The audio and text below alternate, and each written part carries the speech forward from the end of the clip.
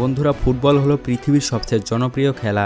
আর আমরা এটাও জানি যে বর্তমান সময়ের সেরা ফুটবলার হলেন রোনালদো এবং মেসি, যারা তাদের পায়ের জাদু দেখিয়ে কোটি ভক্তের হৃদয় জয় করে নিয়েছে। কিন্তু বন্ধুরা, আপনাদের যদি প্রশ্ন করা হয় মেসি, রোনালদো এবং নেইমারদের আগে অর্থাৎ 19 শতকের সেরা 10 জন ফুটবলার কারা, তাহলে আপনি নিশ্চয়ই বলবেন এর উত্তর আমার জানা নেই।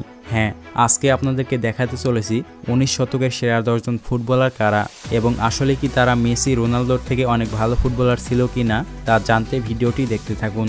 তো চলুন শুরু করা যাক। তো 10 নম্বরে রয়েছে গার্ড মুলার। ফুটবলের ইতিহাসে এক অন্যতম সেরা ফুটবলার হলেন গার্ড মুলার এবং জার্মানির সর্বকালের সেরা ফুটবলার তিনি।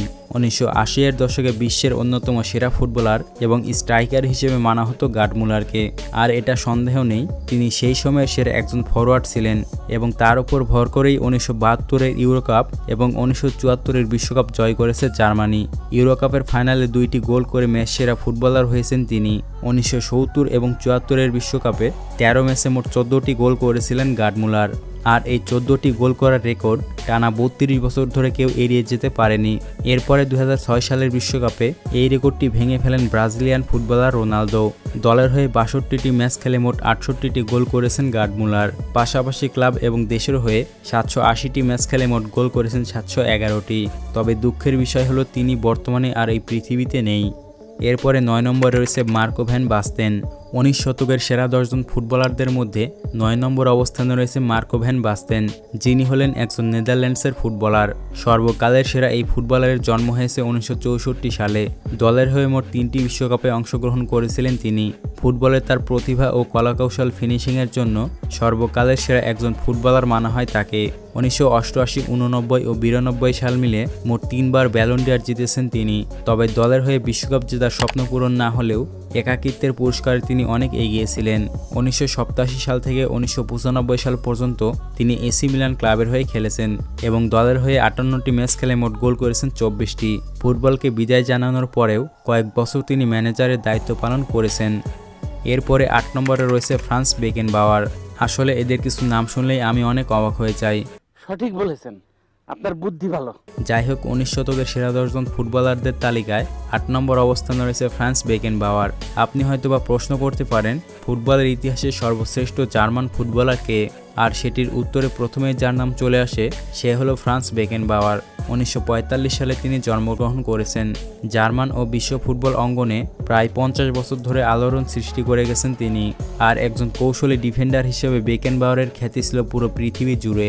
রক্ষণভাগে অপরিসীম দায়িত্ব এবং মধুর্য দেখিয়ে তিনি তার জীবনে বহু গুরুত্বপূর্ণ শিরোপা জয় করেছেন। জার্মানির হয়ে 1974 সালের বিশ্বকাপ জয় এবং 1972 সালের ইউরোপিয়ান চ্যাম্পিয়নশিপ জয় ছিল তার অন্যতম পুরস্কার এবং সেই সময়ের সেরা ফুটবল সম্রাট বলা হতো ফ্রান্স বেকেনবাওয়ারকে। এরপরে 7 নম্বরে রয়েছে ইয়োহান ক্রুইফ। ফুটবলের ইতিহাসে নেদারল্যান্ডসের এক অন্যতম সেরা ফুটবলার ছিলেন তিনি। একটি সাধারণ জাতীয় দলকে বিশ্ব ফুটবল মঞ্চে নিয়ে যাওয়া ফুটবলারের নাম হচ্ছে ইয়োহান ক্রুইফ। ফুটবল ময়দানে পা রাখা ইতিহাসের এক অন্যতম সেরা খেলোয়াড় বলা হয় তাকে। তিনি জন্মগ্রহণ করেছেন 1947 সালে। দলের হয়ে 1966 সাল থেকে 1977 সাল পর্যন্ত খেলেছেন তিনি। 1974 সালের বিশ্বকাপে তাকেই ফিফার সেরা খেলোয়াড় হিসেবে ঘোষণা করা হয়। 1971, 73 ও 74 সাল মিলে মোট 3টি ব্যালন ডি'অর পুরস্কার জিতেছেন তিনি। ফুটবলে তার স্কেল দেখে আপনি অবাক হয়ে যাবেন। আসলে ফুটবলের ইতিহাসে এমন কিছু ফুটবলার রয়েছে যাদের স্কিল এবং কলাকৌশলের কারণে ফুটবল এত জনপ্রিয়তা অর্জন করেছে। এরপরে 6 নম্বরে রয়েছে আলফ্রেদো ডি স্টিফানো। আলফ্রেদো ডি স্টিফানোকে আপনারা অনেকেই চিনে থাকেন, যিনি ছিলেন একজন স্প্যানিশ ফুটবলার। তবে অবাক করা বিষয় হলো তিনি শুরুতে আর্জেন্টিনাতে জন্মগ্রহণ করেন এবং আর্জেন্টিনার হয়ে ফুটবল খেলা শুরু করেন। আর তিনি তার খেলোয়াড় জীবন শুরু করেন সুপারম্যানের মতো। ডি স্টিফানো এতটাই মেধাবী ফুটবলার ছিলেন, তিনি ডি বক্স কিংবা মাঠের যে কোনো জায়গাতে তার সেরা খেলাটা দেখিয়ে দিতেন। এক কথায় তিনি ছিলেন একজন অলরাউন্ডার। 50-এর দশকে রিয়ালের হয়ে 5টি ইউরোপিয়ান কাপ জয় করেছেন তিনি। আর ইতিহাসে তিনি একমাত্র ফুটবলার যিনি কোনো বিশ্বকাপ না খেলেও বিশ্বের সেরা একজন ফুটবলার হয়েছেন। 1957 সাল ও 1959 সালে তিনি ইউরোপের সেরা ফুটবলার হওয়ার সম্মান অর্জন করেছিলেন। তবে দুঃখের বিষয় হলো তিনি আর এই পৃথিবীতে নেই। এরপরে 5 নম্বরে রয়েছে গারিনচা। ফুটবলের ইতিহাসে ব্রাজিলের সর্বকালের সেরা একজন ফুটবলার হলো গ্যারিনচা। পৃথিবীর ইতিহাসে সর্বশ্রেষ্ঠ ড্রিবলার বলা হয় গ্যারিনচাকে, যিনি 1958 ও 62 সালের বিশ্বকাপে অংশ নিয়ে ব্রাজিলকে বিশ্বকাপ জিতিয়েছেন। শুনলে অবাক হবেন, তার এক পায়ের পাতা আরেক পায়ের পাতা থেকে অনেক ছোট, মানে তিনি একজন প্রতিবন্ধী ফুটবলার। এমনকি 1962 সালের বিশ্বকাপে সর্বমোট 4টি গোল করে গোল্ডেন বুট জিতেছিলেন তিনি। আর সেই সময় গ্যারিনচা ও ফুটবলের রাজা পেলে একসাথে খেলা করতেন। যেমন ছিল তার স্কিল, ঠিক তেমন ছিল তার ড্রিবলিং। তবে 1983 সালে তিনি পৃথিবী থেকে বিদায় নিয়েছেন। এরপরে 4 নম্বরে রয়েছে মিশেল প্লাতিনি। ফ্রান্সের ইতিহাসে সর্বকালের সেরা ফুটবলারদের মধ্যে মিশেল প্লাতিনির নাম থাকাটাই স্বাভাবিক, কারণ ফ্রান্সের এক অন্যতম দুর্দান্ত ফুটবলার ছিলেন তিনি। 1983, 84 ও 85 সাল মিলে মোট 3টি ব্যালন ডি'অর জিতেছেন। তার ফুটবল ক্যারিয়ার ছিল সুপারম্যানের মতো। বলা হয়ে থাকে ফুটবলে ফ্রান্স তার মাধ্যমেই এক অন্য লেভেলে পৌঁছেছে। আর তিনি সেই সময় প্রথম ফুটবলার ছিলেন যে একবারে টানা 3বার ব্যালন ডি'অর জিতেছেন। তার খেলার লেভেলটা এতটাই ভালো ছিল যে সবাই তাকে দ্য কিং বলে ডাকত। ইউরোর ইতিহাসে একমাত্র খেলোয়াড় হিসেবে তিনি টুর্নামেন্টের প্রতিটা ম্যাচে গোল করেছেন, যে টুর্নামেন্টে আর কোনো খেলোয়াড় 3টির বেশি গোল করতে পারেননি। এছাড়া ইউরোর ইতিহাসে এক টুর্নামেন্টে সবচেয়ে বেশি গোল করার রেকর্ডও আছে প্লাতিনির। তিনি সর্বকালের সেরা প্লেয়ারদের মধ্যে একজন ছিলেন। এরপরে 3 নম্বরে রয়েছে জিনেদিন জিদান। ফ্রান্সের ইতিহাসে সর্বকালের সেরা ফুটবলার হলো জিনেদিন জিদান। 1972 সালে ফ্রান্সের মার্সেই শহরে জন্মগ্রহণ করেন তিনি। এই পর্যন্ত তিনি মোট 3টি বিশ্বকাপে অংশ নিয়েছেন, যেখানে তিনি মোট 12 ম্যাচে গোল করেছেন 5টি। তবে 1998 সালে দলকে বিশ্বকাপ জিতিয়েছেন তিনি। তাই 1998 সালে ব্যালন ডি'অর পুরস্কার পেয়েছেন জিদান। এবং 2006 সালের বিশ্বকাপে ফ্রান্স ফাইনালে উঠতে পেরেছিল শুধুমাত্র তারই কারণে। ক্লাব ফুটবলে 506টি ম্যাচ খেলে মোট গোল করেছেন 95টি। এছাড়াও ফ্রান্সের জাতীয় দলের হয়ে 108 ম্যাচে মোট গোল করেছেন 31টি। এরপরে 2 নম্বরে রয়েছে দিয়েগো ম্যারাডোনা। ফুটবলের ইতিহাসে 90 শতকের সেরা 10 জন ফুটবলারদের তালিকায় ম্যারাডোনা রয়েছে দ্বিতীয় স্থানে। 5 ফুট 5 ইঞ্চির এই আর্জেন্টাইন ফুটবলারের নাম জানে না এমন মানুষ খুঁজে পাওয়া যাবে না, যাকে ফুটবলের গড বলে ডাকা হয়।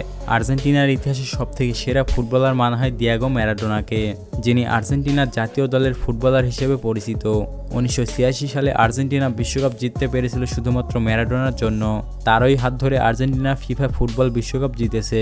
সর্বকালের সেরা ফুটবলার হিসেবে ম্যারাডোনাকে অনেকেই স্বীকৃতি দেন। বলা হয়ে থাকে ম্যারাডোনার পায়ে যে জাদু ছিল, তার সামনে যেই আসতো সেই ধরাশায়ী হয়ে যেত। এমনকি তিনি 11টি প্লেয়ারকে ডজ দিয়ে গোল দেওয়ার ক্ষমতা রাখতেন।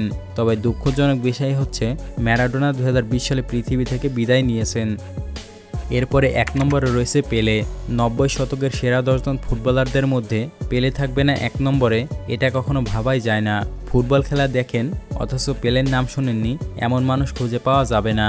1940 সালে জন্ম নেওয়া এই ব্রাজিলিয়ান ফুটবলারকে সবাই ফুটবলের রাজা হিসেবে চিনে থাকেন, যিনি ব্রাজিল জাতীয় দলের হয়ে 1958, 62, 66 ও 70 সালের বিশ্বকাপে অংশ নিয়েছে। এবং তিনি পৃথিবীর ইতিহাসে একমাত্র প্লেয়ার যিনি মোট 3টি বিশ্বকাপ জিতেছেন। এবং পেলের এই রেকর্ডটি কেউ ভাঙতে পারবে বলে আমার মনে হয় না।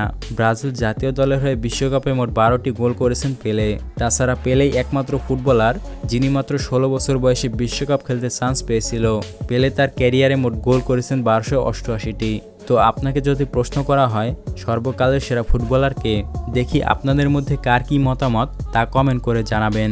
আর এই 10 জন ফুটবলারদের মধ্যে আপনি কোন ফুটবলারের ফ্যান সেটিও কমেন্ট করে জানাবেন। এবং প্রতিনিয়ত এরকম আরও ভিডিও পেতে অবশ্যই চ্যানেলটিকে সাবস্ক্রাইব করে রাখবেন। তো দেখা হচ্ছে পরবর্তী নতুন কোনো ভিডিওতে।